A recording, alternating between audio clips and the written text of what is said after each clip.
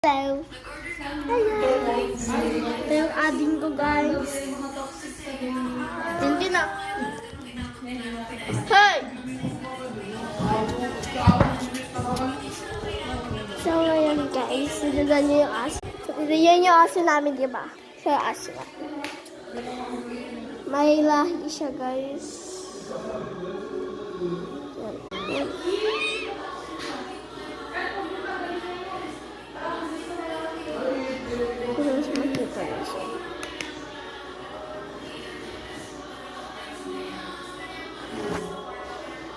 Kaya niyo guys, meron yung mama niya dito.